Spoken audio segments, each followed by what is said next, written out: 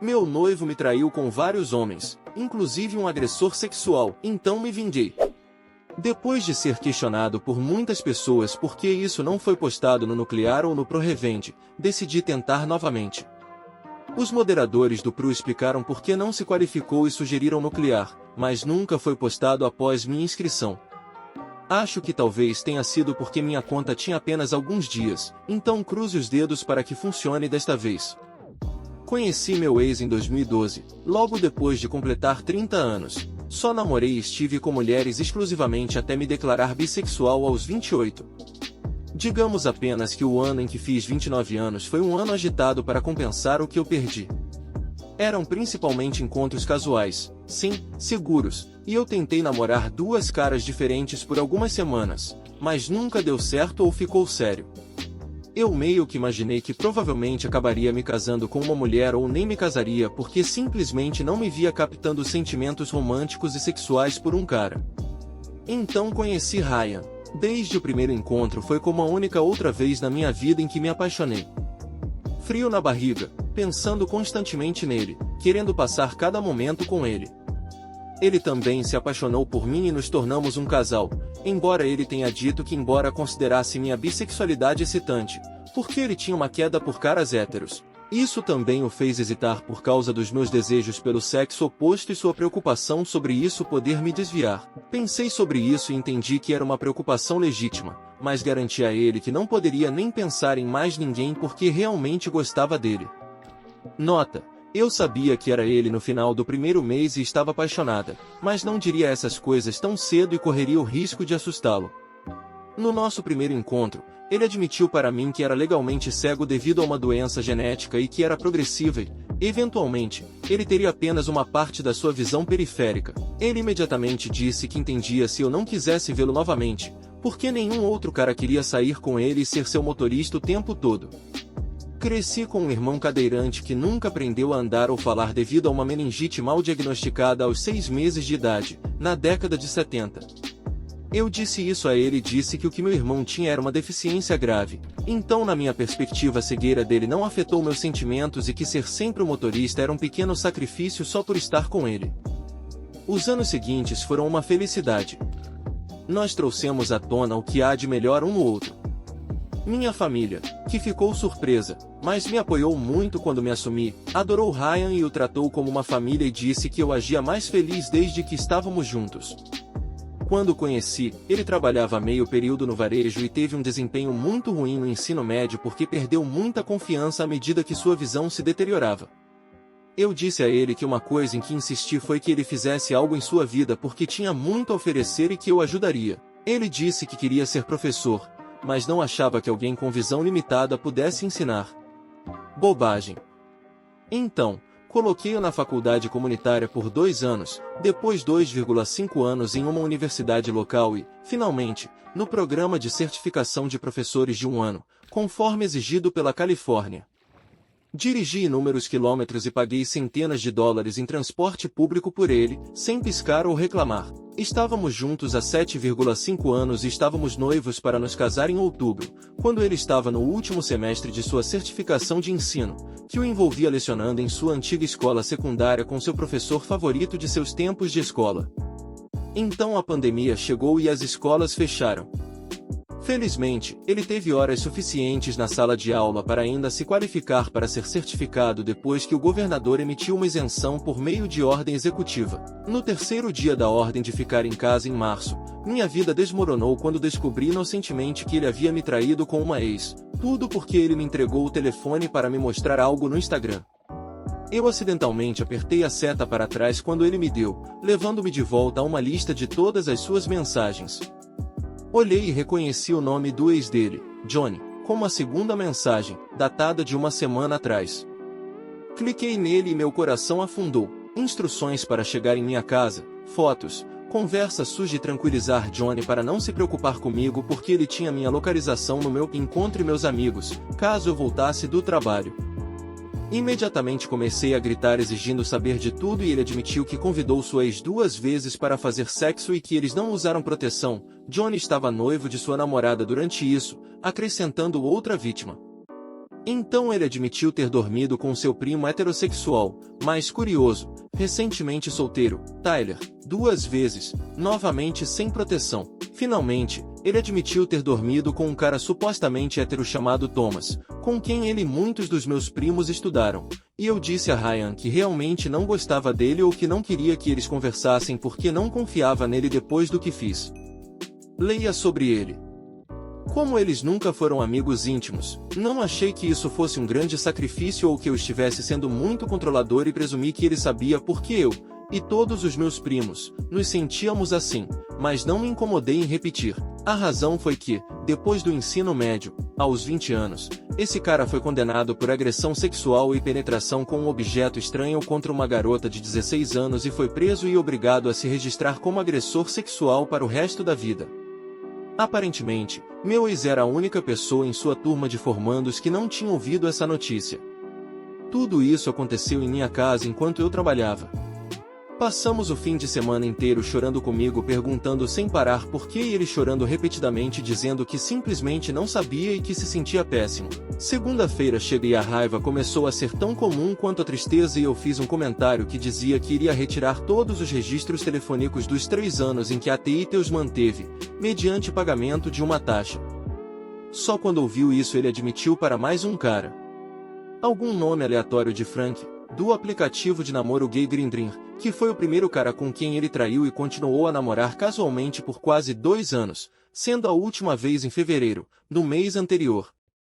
Ele me contou como tudo começou. Veja só, foi um dia depois de sua formatura em maio de 2018 e ele estava bêbado de tanto comemorar e queria fazer sexo. Eu também estava comemorando com ele e disse que estava bêbado demais para me apresentar e que faria as pazes no dia seguinte. Depois desmaiei dormindo no sofá. Aparentemente ele estava com raiva de tesão porque baixou o Grindr, conversou com esse cara do Frank e combinou de fazer sexo no carro dele no estacionamento de uma igreja do outro lado da rua do nosso condomínio, que por acaso fica do outro lado da rua de uma escola. Esse fato é importante mais tarde, enquanto eu dormia no sofá. Todas as vezes que eles ficaram juntos depois disso foi novamente no meu condomínio enquanto eu estava trabalhando ou visitando um amigo para passar a noite no litoral. Ele adorava ir, mas começou a dizer que não podia de vez em quando por causa de dever de casa e estudar.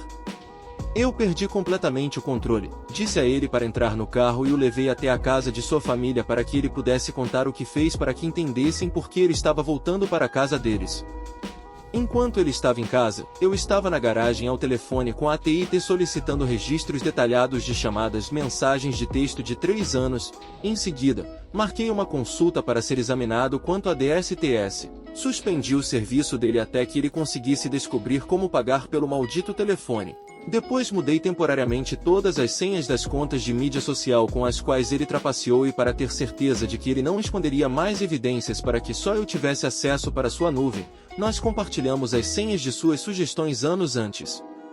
Também liguei para o banco e solicitei a suspensão do pagamento do cheque final da mensalidade que havia enviado ao programa de certificação na semana anterior e que ainda não havia chegado ao banco. Antes de deletar suas redes sociais, exceto o Facebook, tirei screenshots de toda a conversa do Instagram com o ex-Johnny e enviei a conversa para a noiva dele, que merecia saber para poder consultar um médico e fazer o teste também. Sua família era muito religiosa e o expulsou do ensino médio por 3 dias quando ele tentou admitir que era bi e só o aceitou de volta quando ele voltou atrás. Escusado será dizer que ela acabou, ele foi expulso. Para baixo. Ele voltou para o carro e fomos para casa. Peguei a chave da casa dele e disse-lhe para se despedir dos nossos 3 animais de estimação e fazer as malas. Durante todo o tempo em que ele fez as malas, estudei aqueles registros telefônicos para descobrir datas, horários e se havia mais alguém que ele estava deixando de fora.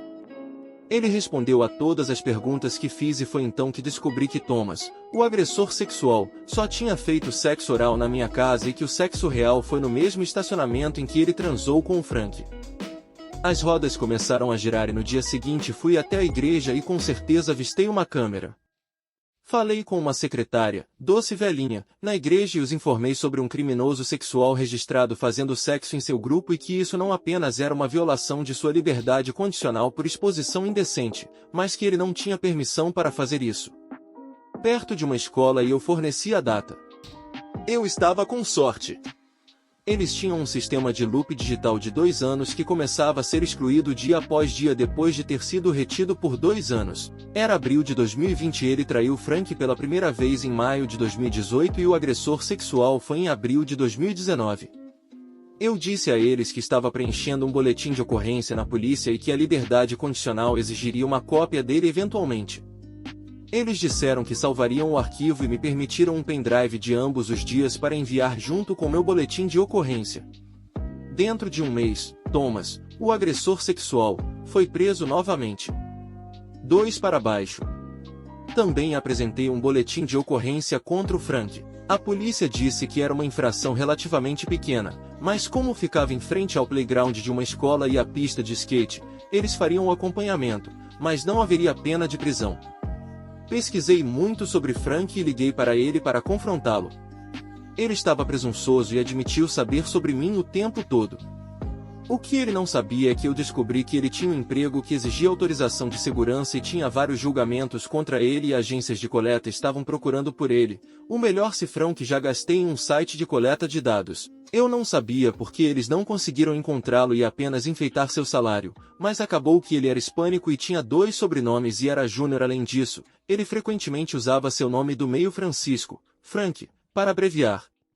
Então ele se perdeu na confusão da papelada. Enviei uma carta às agências de cobrança fornecendo seu empregador, localização atual e informações de contato e, em seguida, enviei uma cópia do boletim de ocorrência sobre contravenção e exposição indecente pela qual ele se declarou culpado e foi uma multa com serviço comunitário, não considerado crime sexual. Seu salário foi enfeitado, mas apenas por 2 contra-cheques, porque a contravenção foi suficiente para ele perder seu certificado de segurança e ser demitido. 3 para baixo. Então entrei em contato com a família de Ryan por parte de mãe, fingindo ser ele por meio de sua conta no Facebook, certificando-me de que eles sabiam que ele havia fudido seu primo Tyler. Isso se espalhou pela família como um incêndio e logo Tyler estava me contatando porque não conseguiu falar com Ryan para perguntar por que ele exporia o que eles fizeram.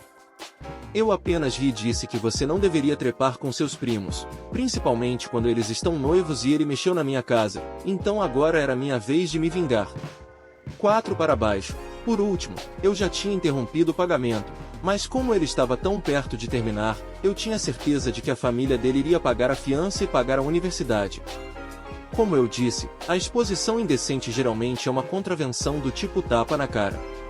No entanto, lembrei-me de alguns dos papéis que ele assinou para ser um repórter obrigatório, segundo os quais você poderia perder a certificação de ensino por atos documentados de torpeza moral.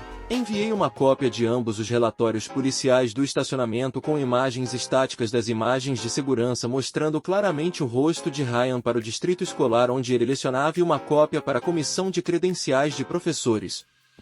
5ª e última baixa. Admito que fiz tudo isso por raiva, mas ele destruiu meu senso de autoestima e me deixou incrivelmente amargo e desconfiado depois de anos sendo generoso e apoiando. Para onde quer que eu olhasse na cidade, pensava em Ryan e na traição. Senti uma energia terrível no meu condomínio sabendo que tudo aconteceu ali. Fiquei 9 meses e vi todas as 5 vidas se autodestruírem.